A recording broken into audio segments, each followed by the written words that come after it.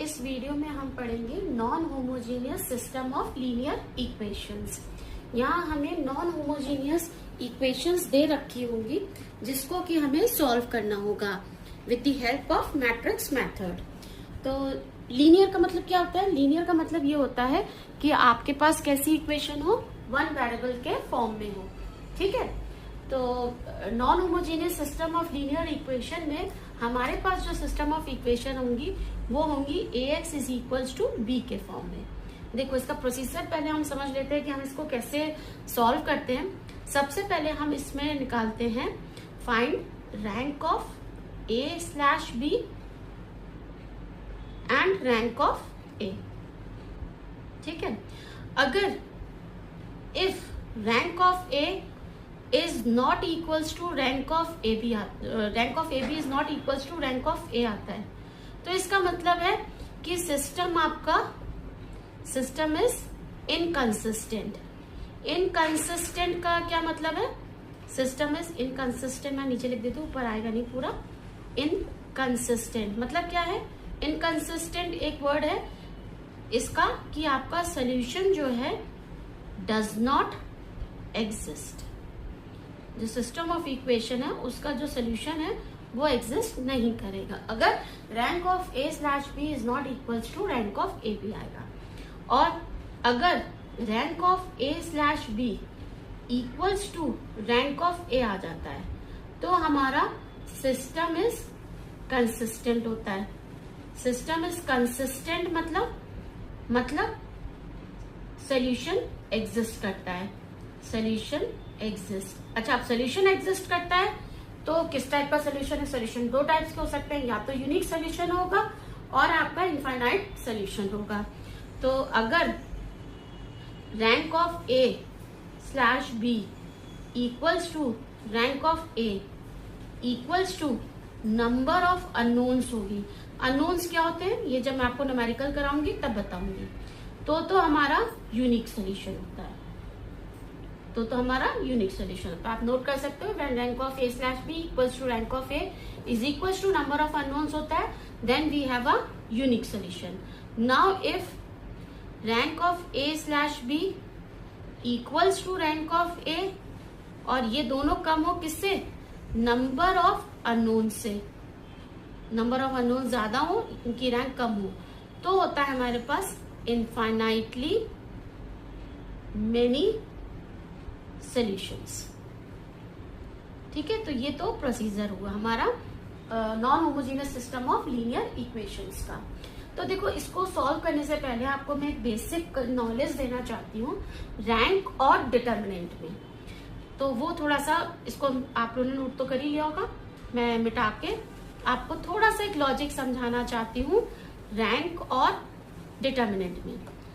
इस टॉपिक को स्टार्ट करने से पहले देखो, अगर हमारे पास कोई A मैट्रिक्स है 4x4 की, ठीक है, और इस मैट्रिक्स की रैंक मान लो 2 आ गई, तो हम इसी मैट्रिक्स का अगर डिटर्मिनेंट लेंगे 3x3 का तो वो 0 आएगा, और 4x4 का लेंगे तो वो भी 0 आएगा। इन टोटल अगर हम रैंक के ऊपर के नंबर का डिटर्मिनेंट लेते हैं तो वो हमेशा 0 आएगा।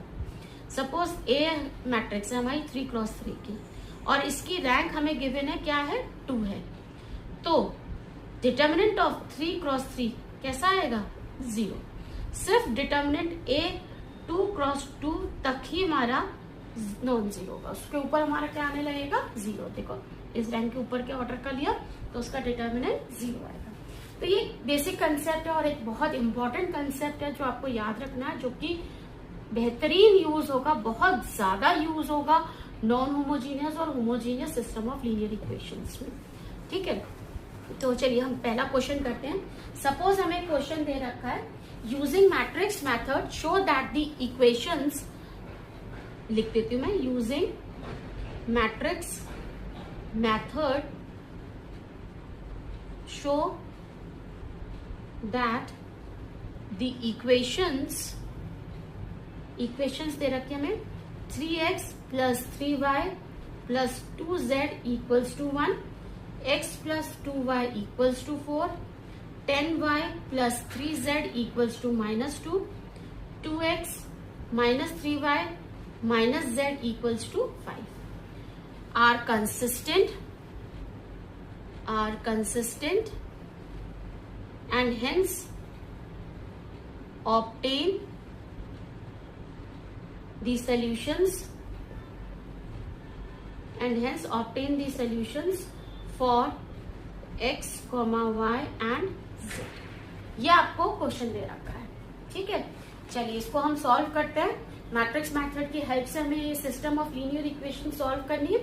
तो देखो यहाँ पर इस जो हमें इक्वेशन दे रखी है उससे ए मैट्रिक्स क्या आ गई 3 3 2।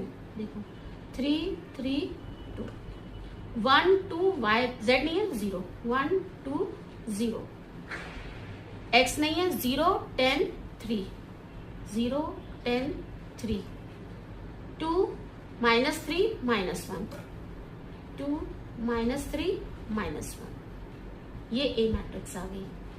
एक्स मैट्रिक्स आ गई आपकी एक्स वाई जेड, यही एक्स वाई जेड यही है आपके नंबर ऑफ अननोन्स, इन्हीं को कहते हैं नंबर ऑफ अननोन्स। यहाँ कितने हैं नंबर ऑफ अननोन्स 3, ठीक है। बी मैट्रिक्स आ गई आपकी, देखिए 1 4 minus 2 5 1 4 minus 2 5, ठीक है। बन गई हमारी ए एक्स इक्वल टू बी के फॉर्म में मैट्रिक्स। अब हम अपनी जो हम कंसिडर यहाँ पे करेंगे सोल्यूशन में वो कंसिडर करेंगे हम ए स्लैश बी मैट्रिक्स। लिख लीजिए ए स्लैश बी मैट्रिक्स लिख लीजिए 3 3 2 1 2 0 0 10 3 2 minus 3 minus 1 स्लैश 1 4 minus 2 5, ठीक है।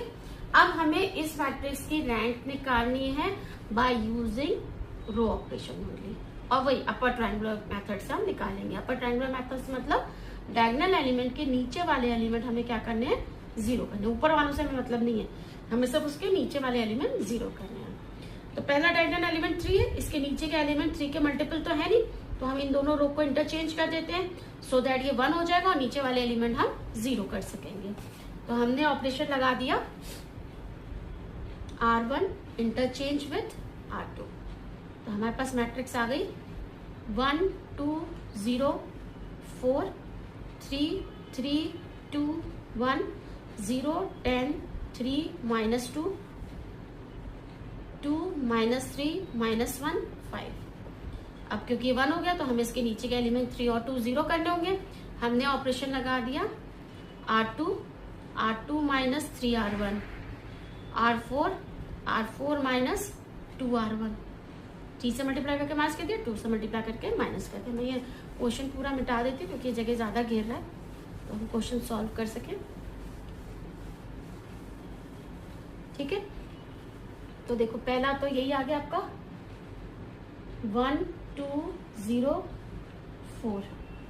नेक्स्ट आता, चलो हम यहाँ लिख लेते 3 3 2 1 minus 3 R1, 3 से मल्टीप्लाई कर दो 3 6 0 3 4 12, माइनस है सबके साइन चेंज कर दो 3 minus 3 0 3 minus 6 minus 3 2 minus 0 2 1 minus 12 minus 11 लिख दो 0 minus 3 2 minus 11, ठीक है। ये वाला तो एज इट इज आ गया 0 10 3 minus 2। नेक्स्ट है R4 आप लिख लो 2 minus 3 minus 1 5 minus 2 R1, 2 से मल्टीप्लाई करो 2 2 2 जा 4 0 4 2 जा 8, माइनस है साइन चेंज कर देते हैं 2 minus 2 0 minus 3 minus 4 minus 7 minus 1 minus 0 minus 1 5 minus 8 minus 3 0 minus 7 minus 1 minus 3, ठीक है, हो गया।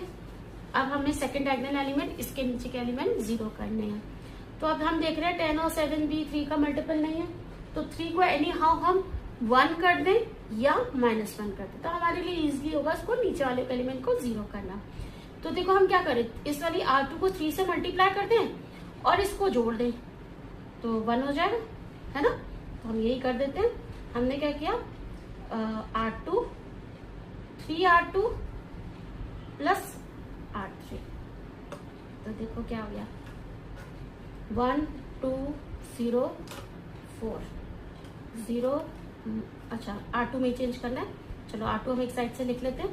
क्या आता है 3R2, 3 से मल्टीप्लाई करो -9, 3 2 जा 6, ये -33 प्लस R3 लिख लेते हैं, ये आगे 0 था, 0 10 3 -2 प्लस ही करना है, 0 + 0 -9 + 10 1, 6 + 9 तो 6 + 3 9, -33 -2 -35 लिख लिया, 0 1 9 -35। ठीक है, नेक्स्ट वाले हमने ऐसी लिखी 0 10 3 -2 और 0 -7 -1 -3। ठीक है, अब सेकेंड डायनामिक एलिमेंट बंद हो गया। अब इसके नीचे के एलिमेंट हमें 0 करने, R3 plus 10 R2 sorry minus 10 R2, R4 plus 7 R2। 10 का मल्टीप्लाई किया माइनस किया, 7 का मल्टीप्लाई किया प्लस किया, तो देखो मैट्रिक्स हमें मिल गई। R1 तो एज इट इज दिखा रहा, R2 भी एज इट इज दिखा रहा। ठीक है, अब ये लिखना है आपको R3, तो देखो R3 लिखा है, R3 लिख दीजिए 0 10 3 -2 -10 R2, 10 R2 मल्टीप्लाई करिए 0 10 90 और किससे मल्टीप्लाई किया 10 से -350, माइनस करना है माइनस माइनस माइनस प्लस, 0 -0 0 10 - 10 0, -90 और 3 माइनस का 87 और 350 में से 2 गए 348 माइनस का 0 0 -87 -348। ठीक है, नेक्स्ट है हमारा R4 लिख लिया 0 -7 -1 -3 प्लस 2 7 R2, 7 से मल्टीप्लाई करो 0 7 1 जा 7 7 9 जा 63 और 35 इंटू 7 7 5 जा 35 3 21 और 3 24 2 4 5 किसका आएगा माइनस का ही आएगा, है ना। तो देखो हमें क्या करना है, प्लस करना है तो आपका क्या रहेगा, ये 0 साइन वैसी रहेंगे 0 63 -1 62 और ये हो गया -248 लिख दीजिए 0 0 62 -248। कुछ ज्यादा ही बड़े नंबर आ रहे हैं तो हमें शक हो रहा है, हो सकता है ये आपस में डिविजिबल हो। जैसे हम देख लेते हैं 348 7 87 बार जाएगा, 87 में 4 आता है, 4 28 2 34 देखो 87 348 कितनी बार जा रहा है 4 बार। ऐसे 248 देख लेते हैं 62 4 जा 8 2 देखो दोनों जा रहे हैं, तो हमने नेक्स्ट में लिख दिया R3 -1/87 of R3, R4 1/62 of R4।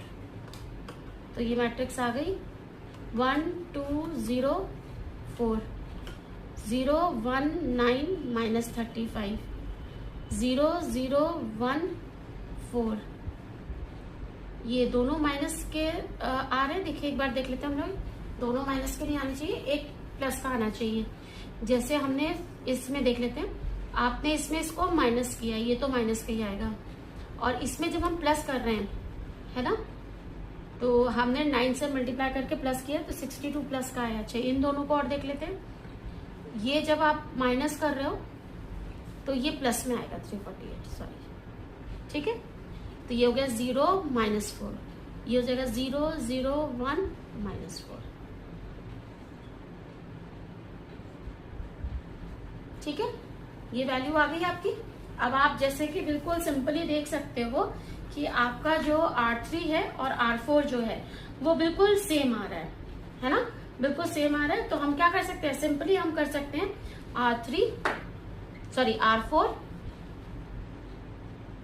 R4 minus R3।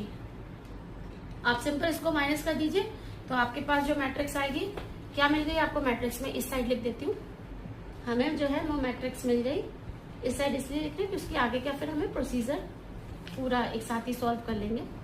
आ गया 1 2 0 4, 0 1 9 माइनस 35, 0 0 1 माइनस 4, 0 0 0 0। अब देखो यहाँ रुक जाओ, अब और कोई रो तो हो नहीं सकती पूरी जीरो। आप देखो rank of A, rank of A में सिर्फ इतनी मैट्रिक्स कंसिडर करना जो मैंने गोला बनाया है, ठीक है। इसमें देखो number of non zero rows count करो, number of non zero rows कितनी हो गई, 1 2 3, तो रैंक ऑफ ए हमारी कितनी आ गई, 3, ठीक है। अब पूरी मैट्रिक्स कंसिडर करो, ये पूरी बड़ा गोला जो बनाया है। अब इसमें देखो number of non zero rows, देखो 1 2 3, ये भी 3 आई, equals to rank of A slash B. समझ में आया, रैंक ऑफ ए में ये बस इतनी मैट्रिक्स कंसिडर करते हैं, रैंक ऑफ ए बी में पूरी, दोनों बराबर आ गई 3 की। इसका मतलब क्या हुआ, सिस्टम इज कंसिस्टेंट, दोनों की रैंक बराबर आ गई, इसलिए आ गया सिस्टम इज कंसिस्टेंट और सोल्यूशन एग्जिस्ट। अब देखो क्योंकि दोनों की रैंक किसके बराबर आई है, 3 के, और तुम्हारे नंबर ऑफ अननोन्स भी कितने थे, 3। आप रिवाइंड करके देखना, हमारे पास x y और z है, तो नंबर ऑफ अननोन्स भी हमारे पास कितने हैं, 3। तो हम क्या लिखेंगे, since rank of a equals to rank of a slash b is equals to 3 is equals to number of unknowns. तो हमारा सोल्यूशन कैसा हुआ, this implies unique solution exist.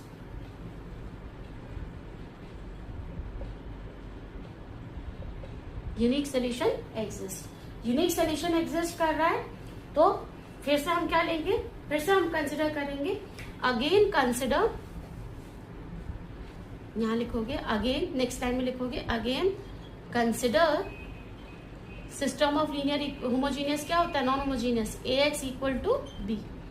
ए की जगह ये फाइनल मैट्रिक्स लिखोगे इसमें ए वाली, और इस 0 0 को हटा दोगे तो क्या आ जाएगी, देखो 1 2 0 0 1 9 0 0 1, देखो इसमें से आई वाली 0 रो हटा के, x वही लिख दो, x y z, b matrix यही वाली लिखोगे, 0 रो हटा के, ये बी मैट्रिक्स है, देखो यही आएगी, क्या आ जाएगी 4 माइनस 35 माइनस 4, ठीक है।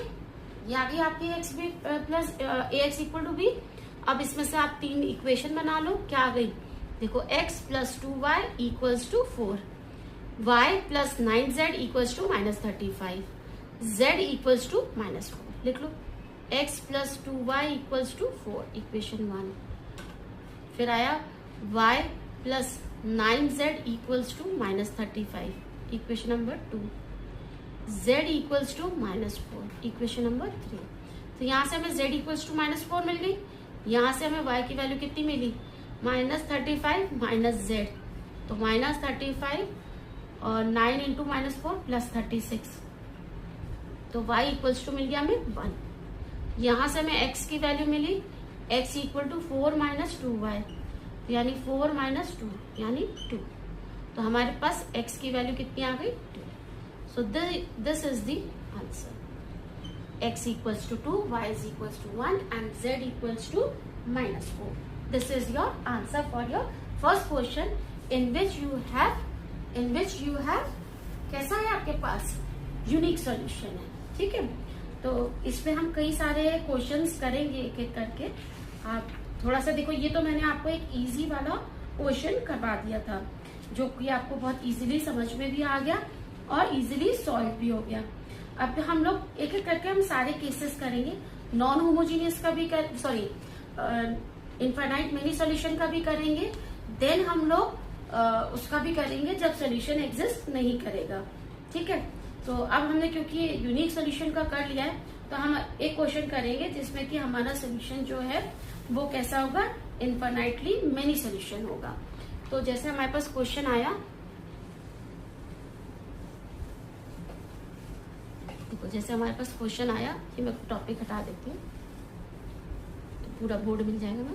देखो सपोज हमारे पास क्वेश्चन आया, इन्वेस्टिगेट फॉर कंसिस्टेंसी, मैं लिख देती हूँ question, investigate for consistency,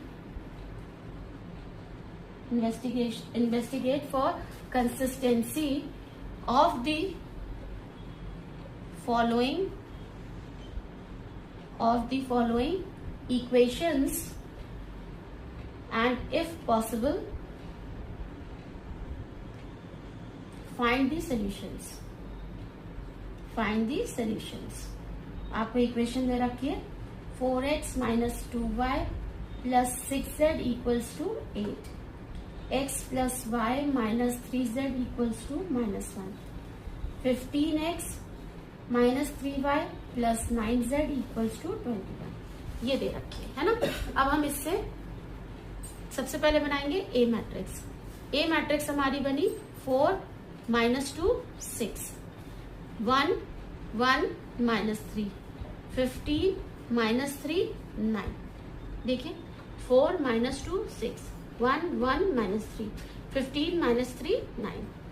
x matrix बनी हमारी x y z which is again number of unknowns. ये होगी हमारी नंबर ऑफ अननोन्स। कितने आ गए 3। और बी मैट्रिक्स बन गई हमारी 8 minus 1 21, 8 minus 1 21।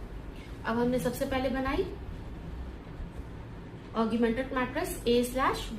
बना लीजिए 4 minus 2 6, 1 1 minus 3, 15 minus 3 9, 8 minus 1 21।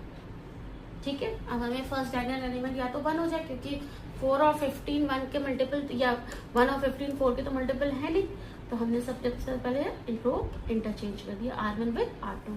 हमें रैंक निकालनी है only by using row operation, तो हम अपर ट्रायंगल में चेंज करने की कोशिश करेंगे।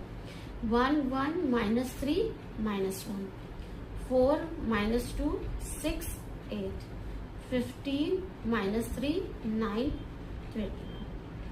ठीक है। अब हमने ऑपरेशन लगा दिया, इन दोनों को 0 करना है। आपने ऑपरेशन लगा दिया R2 minus 4R1, R3 minus 15R1। तो आपकी जो मैट्रिक्स है वो बन गई 1 1 minus 3 minus 1। और चलो R2 लिख लेते हैं 4 minus 2 6 8, 4 से मल्टीप्लाई किया 4 4 minus 12 minus 4।